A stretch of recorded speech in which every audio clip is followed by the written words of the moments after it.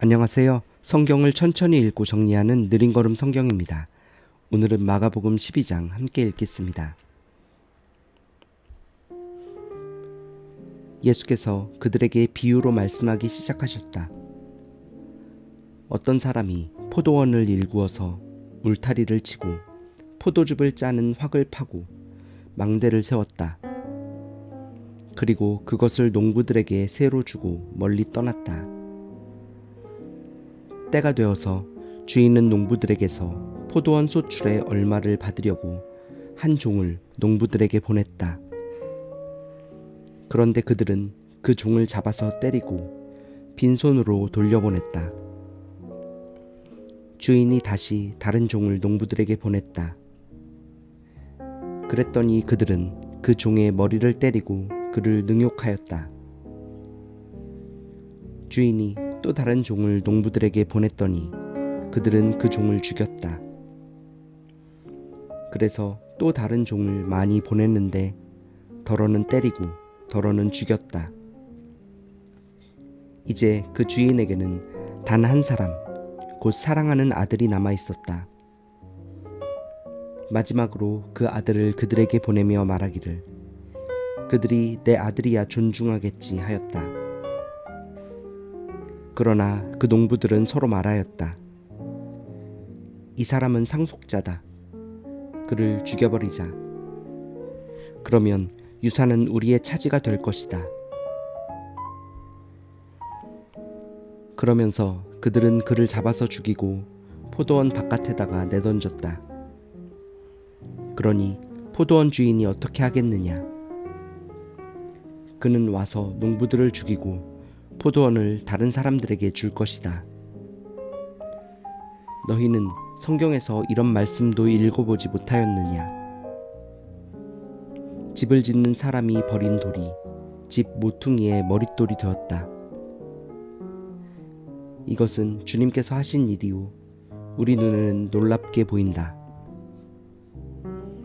그들은 이 비유가 자기들을 겨냥하여 하신 말씀인 줄 알아차리고 예수를 잡으려고 하였다. 그러나 그들은 무리를 두려워하여 예수를 그대로 두고 떠나갔다. 그들은 말로 예수를 책잡으려고 바리새파 사람들과 헤롯 당원 가운데서 몇 사람을 예수께로 보냈다. 그들이 와서 예수께 말하였다. 선생님, 우리는 선생님이 진실한 분이시고 아무에게도 매이지 않는 분이심을 압니다. 선생님은 사람의 겉모습으로 판단하지 않으시고 하나님의 길을 참되게 가르치십니다. 그런데 황제에게 세금을 바치는 것이 옳습니까? 옳지 않습니까? 바쳐야 합니까? 바치지 말아야 합니까? 예수께서 그들의 속임수를 아시고 그들에게 말씀하셨다. 어찌하여 나를 시험하느냐? 데나리온 한 잎을 가져다가 나에게 보여보아라. 그들이 그것을 가져오니 예수께서 그들에게 물으셨다. 이 초상은 누구의 것이며 적힌 글자는 누구의 것이냐? 그들이 대답하였다. 황제의 것입니다. 예수께서 그들에게 말씀하셨다. 황제의 것은 황제에게 돌려주고 하나님의 것은 하나님께 돌려드려라. 그들은 예수께 경탄하였다. 부활이 없다고 주장하는 사두개파 사람들이 예수께 와서 물었다. 선생님, 모세가 우리에게 써주기를 어떤 사람의 형이 자식이 없이 아내만 남겨두고 죽으면 그 동생이 그 형수를 맞아들여서 그의 형에게 대를 이을 자식을 낳아주어야 한다 하였습니다. 형제가 7 있었습니다. 그런데 마지가 아내를 얻었는데 죽을 때에 자식을 남기지 못하였습니다. 그리하여 둘째가 그 형수를 맞아들였는데 그도 또한 자식을 남기지 못하고 죽고 셋째도 그러하였습니다. 7이 모두 자식을 두지 못하였습니다. 맨 마지막으로 그 여자도 죽었습니다. 그들이 살아날 부활 때에 그 여자는 그들 가운데 누구의 아내가 되겠습니까? 일곱이 모두 그 여자를 아내로 맞아들였으니 말입니다. 예수께서 그들에게 말씀하셨다. 너희는 성경도 모르고 하나님의 능력도 모르니까 잘못 생각하는 것이 아니냐. 사람이 죽은 사람들 가운데서 살아날 때에는 장가도 가지 않고 시집도 가지 않고 하늘에 있는 천사들과 같다. 죽은 사람들이 살아나는 일에 관해서는 모세의 책에 떨기나무 이야기가 나오는 대목에서 하나님께서 모세에게 어떻게 말씀하셨는지를 너희는 읽어보지 못하였느냐.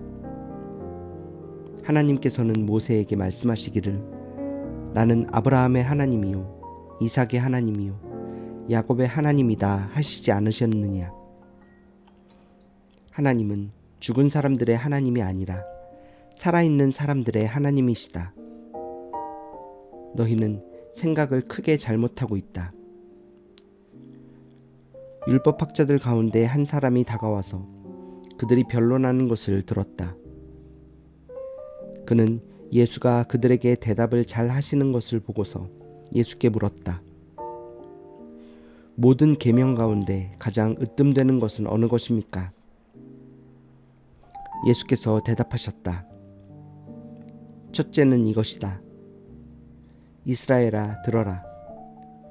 우리 하나님이신 주님은 오직 한 분이신 주님이시다. 내 마음을 다하고 내 목숨을 다하고 내 뜻을 다하고 내 힘을 다하여 너의 하나님이신 주님을 사랑하여라. 둘째는 이것이다. 내 이웃을 내 몸과 같이 사랑하여라. 이 계명보다 더 큰 계명은 없다. 그러자 율법학자가 예수께 말하였다. 선생님, 옳은 말씀입니다. 하나님은 한 분이시오. 그 밖에 다른 이는 없다고 하신 그 말씀은 옳습니다. 또 마음을 다하고 지혜를 다하고 힘을 다하여 하나님을 사랑하는 것과 이웃을 자기 몸같이 사랑하는 것이 모든 번제와 희생제보다 더 낫습니다. 예수께서는 그가 슬기롭게 대답하는 것을 보시고 그에게 말씀하셨다. 너는 하나님의 나라에서 멀리 있지 않다. 그 뒤에는 감히 예수께 더 묻는 사람이 없었다. 예수께서 성전에서 가르치실 때에 이렇게 말씀하셨다. 어찌하여 율법학자들은 그리스도가 다윗의 자손이라고 하느냐?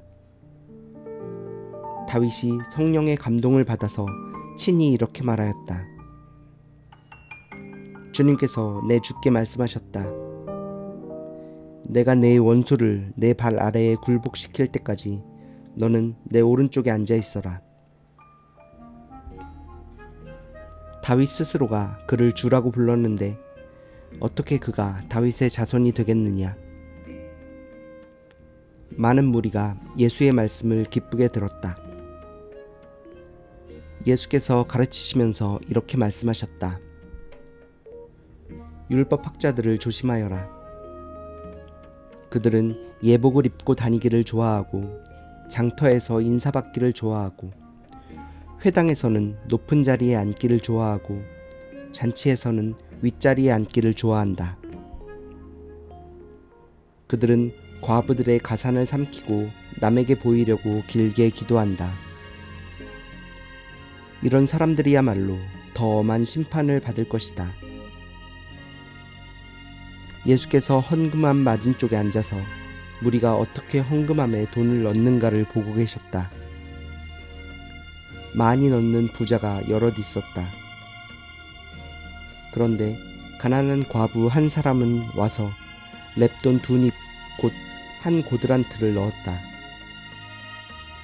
예수께서 제자들을 곁에 불러놓고서 그들에게 말씀하셨다. 내가 진정으로 너희에게 말한다.